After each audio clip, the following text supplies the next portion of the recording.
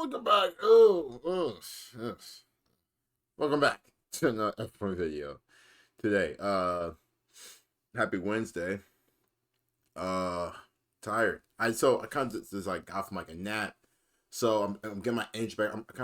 I'm like at like a 6, 7 right now, but guess what? The energy's gonna be here. We're gonna be live. We're gonna be energetic. But we are finna check out this Lewis Hamilton game. We are gonna be just going back over the Ferrari switch, kind of getting a deep explanation about like the whole switch, about what happened, stuff like that, like what went into the move. Always shout out to your race, absolute legend, absolute studs, our Craig Sim. So we up here, check it out. We up here and see what's on. As always, hope you guys are doing good and amazing, stupendous, and outstanding, doing absolutely terrific. Should be good. And Alpine dropped the car today. It looks nice. It's not really too much of a difference from last year, but I like it. My rankings will be coming out soon. I'm waiting for all the cars to come out. I think we still got like the rest of the month, like I think early March. So be on the lookout for the official 2024 Chaz F1 car livery rankings from best to worst. Last year it was great. This year we are gonna do it again. Without further ado, boys and girls, ladies and gents. Oh, always don't forget to like the video and sub us what we guys do, like the content we guys do, like what we got going on here. Don't forget to sub to the channel. Much appreciated to you guys. Let's get it. Lewis Hamilton will make a stunning switch to Ferrari for 2025 in one of F1's biggest driver moves ever.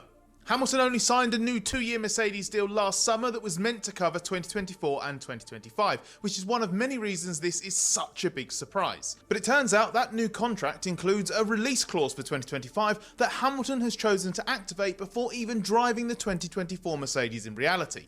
We didn't see this coming, and Mercedes didn't either, based on the hurried meeting that was held at Brackley on Thursday afternoon to inform staff, a meeting that team boss Toto Wolff wasn't able to be present for and dialed into. This really came out of left field because, okay, it's been rumoured multiple times, most recently in early 2023, but Hamilton's Mercedes renewal and all his comments around the team genuinely seemed to put that prospect to bed. So it really just thinks about like how long Lewis Hamilton was really thinking about this before becoming public with it. Like if nobody really knew and like in the Mercedes team, stuff like that, about Lewis leaving, Lewis did a really good job keeping this into a secret, but like he must have knew for a minute that he wanted to, potentially leave. And obviously, him leaving after this season, going to Ferrari, it's crazy. It's really official. Really crazy. Hamilton will swap Mercedes for Ferrari in 2025, and we've got a pretty good idea of the motivations why, which we'll come to very shortly. First, it's worth letting it sink in just how big a deal this is. It's probably F1's biggest move since Hamilton's last, when he ditched longtime backer McLaren for Mercedes for 2013. It edges out Fernando Alonso's shock McLaren return and Sebastian Vettel's own switch to Ferrari from Red Bull. That's a marker of Hamilton's standing, given he is F1's most successful driver ever, and the strength of the Hamilton. You know how just crazy that is, bro. I just look at the stats: 148 podiums out of 222 starts. So at least 80 times, or about 70, 80 times. I don't feel like doing math right now. He didn't get a podium. That's crazy. It's 82 wins out of 222 starts.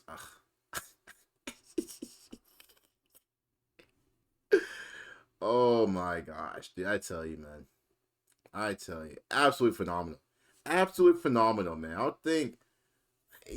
Standing, given he is F1's most successful driver ever, and the strength of the Hamilton-Mercedes union, which looked like it would eventually transcend F1 into a lifetime ambassadorial relationship. That's not what I think Mercedes it is. was in Hamilton's corner alongside McLaren, and Hamilton considers himself to have been with Mercedes back to his karting days, so this is a massive breakup. But it's also huge for what it sets up. Hamilton's in the twilight of his career, but even in Mercedes' difficult last 2 seasons, he's been able to show flashes of his brilliant best. Now he moves into Charles Leclerc's house, Leclerc being arguably the fastest driver in F1 over a single lap. It's a proper powerhouse of a teammate combination and probably becomes the best in F1, given Leclerc's qualifying prowess and the fact he's proven himself as a multiple race winner.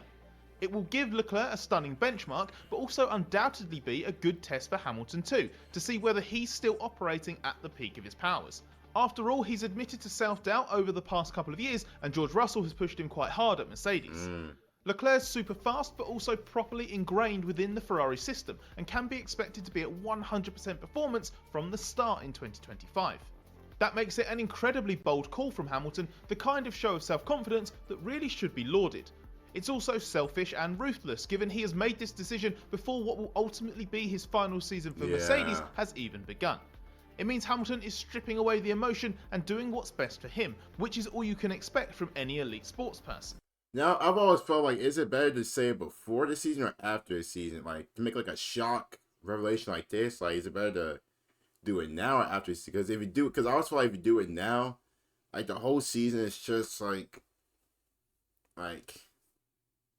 it's not like weird, but like everybody knows you're leaving. So it's like, we get the call for you, stuff like that. But it's like, do we really want to talk? Like, what if it's like towards the end of the season, and like, hey, Lewis, like, we got this new like thing we want to do to car, stuff like that. But like, he's not gonna be here. But if he does it after the season, it's like, damn, like, we had all these things, planned for him after the season, and then he tells us that he's leaving.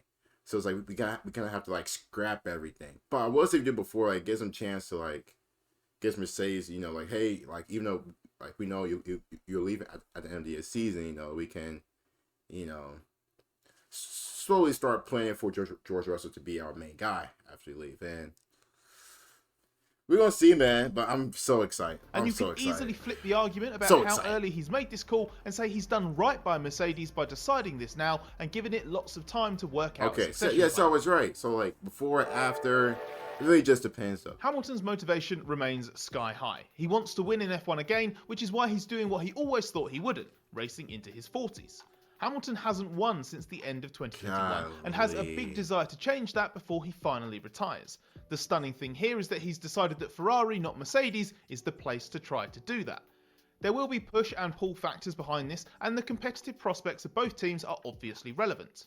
The push from Mercedes would be that Hamilton doesn't believe his current team is a good enough bet anymore to give him the chance to achieve what he wants to on track. We'll dig into this in a bit more detail shortly. As for Ferrari, Hamilton has met the company chairman John Elkann on social occasions multiple times in recent years, and it's possible that Hamilton's existing relationship with Ferrari team boss Fred Vasseur, who Hamilton raced for back in F3 and GP2, played a role in convincing him too. But the main pull from Ferrari would be that something about its offer is convincing Hamilton it is a better bet than Mercedes. Facts. Not necessarily for 2025, but beyond that with the new car and engine rules in 2026. Remember that Hamilton is 1-for-1 for making a surprise but super successful switch ahead of a brand new set of regulations, as his Mercedes move was part of setting up for the new era that started in 2014, and that worked out pretty well. Hamilton will obviously be hoping for a repeat of that, but to be honest, he doesn't need to bank on Ferrari being a clearly superior choice to Mercedes. In a way, it just has to not be a worse one. It's entirely possible that assuming Hamilton has lost faith in Mercedes, he doesn't need Ferrari to guarantee the success that Mercedes can't, because Ferrari can still offer him something else, a stunning career epilogue.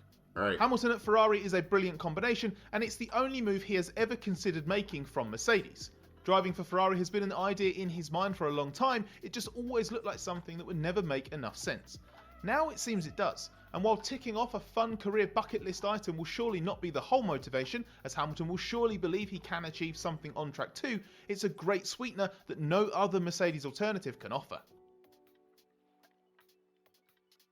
Hamilton signing for Ferrari without even having driven the 2024 Mercedes in the real world or seen how the season starts in terms of performance is a devastating vote of no confidence in his current team.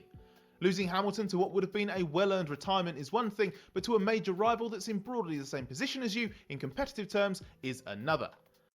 So look at 2023. Golly, Alfa Romeo.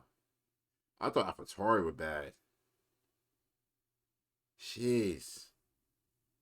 Damn, Alfa Romeo. That's crazy. That's crazy, ain't it?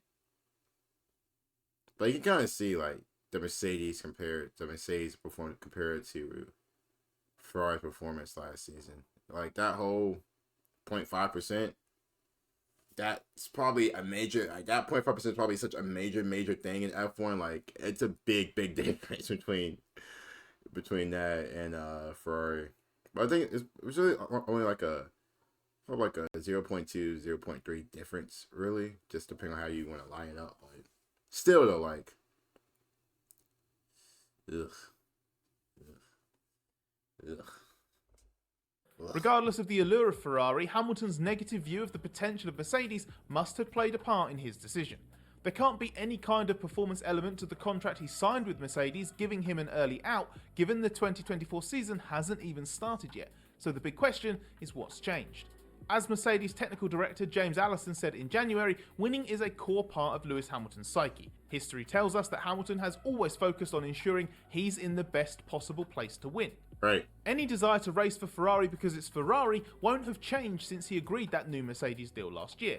Therefore, it's fair to conclude a factor in his decision is lack of confidence in Mercedes. Either that, or he's had some fundamental falling out with the management. I'm sorry, but I think it's personally because oh my god, whoa, that was crazy. Whoa, that was crazy. I do feel like it was a tad bit of like loss of doubt because Lewis is so used to just winning and winning and winning. And the last few seasons have probably been like tough for him because he's not winning, and he's like, what's been going on? Like Red Bull is just winning, beating our ass, stuff like that. But then here we are with Mercedes. I'm Lewis Hamilton, like. I'm not used to going, 2 years without winning a race? George Russell has a race win over him. Brazil. But Lewis Hamilton's probably like, I just want to see myself winning again with this car. And that's why he probably feels like Ferrari gives him the better chance to do that. That's just me. You guys let me know. But that's just me. This leaves Mercedes without the driver who has been the linchpin of its success and having to find a replacement. It also faces a season of racing with Hamilton knowing he's off to Ferrari. This will have serious repercussions internally given the loss of Hamilton. I need a Lewis Hamilton win this season, bro. I need it. Hamilton is a megastar and losing him is a huge blow both on and off track. But most of all, what does it say about the hopes of Mercedes re-emerging as a Red Bull challenger in 2024 and 2025? The inescapable conclusion is that Hamilton thinks its prospects are bad. Ooh. Mercedes may well have a contingency plan already, but the short answer to who can replace Hamilton is not many drivers, if any. You're not going to single-handedly replace what Hamilton's given Mercedes. You can't even really recreate him in the aggregate. But if Mercedes believes that Russell is capable of being the team's North Star long-term, then that's a great place to start. It's a big Russell step. had a weak 2023 by his own admission, but the pace was still strong, and in 2022 he showed how much Mercedes can rely on him. Assuming he raises his game this year and can thrive as the clear team leader in Hamilton's absence, then it's about slotting in the most appropriate teammate. Mercedes has shown itself open to having 2 alpha drivers, but several of the very best are under contract, like Lando Norris at McLaren, and Mercedes is probably going to be shopping among the free agents. So could a move for Fernando Alonso be ruled out? He is almost certainly the most competitive prospect who could be available for 2025. And would be the closest thing to a like-for-like alternative to Hamilton given his experience, determination and ability. That'd He's be crazy. also the only option who could be considered a plug-in and play championship challenger should the 2025 Mercedes be good enough. But he could also be divisive and is only a short-term option given his age. So what about finding Russell's version of Valtteri Bottas, aka a great wingman who would aid team harmony? Yuki Assuming Tsunoda. that bringing back Bottas himself is out of the question, given there are genuinely better options on the table, then the man Hamilton is replacing at Ferrari, Carlos Sainz, would be a great contender for this. But so too would Russell's longtime friend Alex Albon, who is looking for a step up from Williams and has proved himself ready for a bigger opportunity again after rebuilding his reputation post-Red Bull. I like that. I like Albon. You guys know me, man. I was a big Alex Albon fan last season. I thought he performed absolutely amazing with that Williams team. Now people can say, well, look what he did. People can say like, well, he was with Red Bull, and he got like replaced halfway through his season. Like he didn't really do what he's supposed to do. Okay, but he went to Williams. He got right. He studied, became a better driver. Now, if he has a chance to go to Mercedes, I like it. It's another chance from a big team. I like that. And I think Albon will probably hop in that chance instantly. I think he'll instantly take on that It's challenge. worth if considering possible. Mercedes managed Oh, Esteban hell Ocon no. here. Nah. He could be a good support act, only he has a reputation for clashing way too much with his teammates. Nah. And Mercedes was happy finding him a seat somewhere else when Ocon was effectively usurped by Russell as Hamilton's heir apparent, and seen more in the Bottas mould than a number one driver. If Mercedes wanted to be really bold and set itself up longer term, then an immediate promotion for Formula 2 rookie Andrea Kimi Antonelli would be the left field exciting choice. Who the hell is this kid? Antonelli is only 17 gotta years be old, good. and the F2 step he's making this year is already huge, but if he excels, maybe a Hamilton McLaren 2007 graduation could be... Hold up. Bro looks way familiar. You can't tell me he don't look like he don't look like Oscar Piastri. No cap. He really looks like Oscar. He really looks like Oscar Piastri. huge, but if he excels, maybe a Hamilton McLaren 2007 graduation could be on the cards. It would certainly inject some excitement and positivity into Mercedes to know that one outgoing megastar is being replaced by a modern prodigy. Another driver in the Mercedes fold is reserve Mick Schumacher, who has been talked up by Mercedes boss Toto Wolff previously, but he's not someone we think has a realistic shot of getting back on the grid at a less competitive team, let alone Mercedes. That seems about as likely as Mercedes calling on its last non-Hamilton champion, the 38-year-old and retired since winning that title in 2016, Nico Rosberg. I don't think so. Hey, it'd be nice if I don't Hamilton's see it. Ferrari move explains why Leclerc's current teammate Carlos Sainz has never got the contract extension we all expected for so long. Losing Sainz is a negative given how complementary his skill set was alongside Leclerc. However, when you're replacing him with Hamilton, that's no real loss. Facts. It creates an interesting question about Ferrari's strategy. Hamilton is still operating at a sky-high level, but there's a good chance he'll only be a Ferrari driver for a few seasons. That could be great news for Ollie Bearman, who could well end up in a Haas next year, then be ready to step up as Hamilton's successor. Bro, it's As tall. for Sainz, the question is, where does he go? He should be in the conversation at Mercedes, as we've mentioned, and Aston Martin, and perhaps even Red Bull. But unless those possibilities arise, the most likely destination appears to be to commit to the potentially bright future of the Sauber Audi project. Ooh. It would give him the job security he wants and a realistic chance of success. It would also be a long game, but more appealing than, say, a move back to Alpine or a switch to Williams. What serious options emerge for Sainz and also Mercedes are now part of an even more fascinating driver market landscape that was already looking like fun for 2025 and has just been cranked up a notch by Hamilton's massive move. Hey, hear me out. Sainz to Red Bull. Shh. Anyway, hope you guys enjoyed that video, man. Absolute phenomenal, absolutely great. Again, shout out to your race. Hope you guys enjoyed. Don't forget to like the video and sub as well. Take care. Stay amazing. We will talk to you guys soon. Be safe. Peace.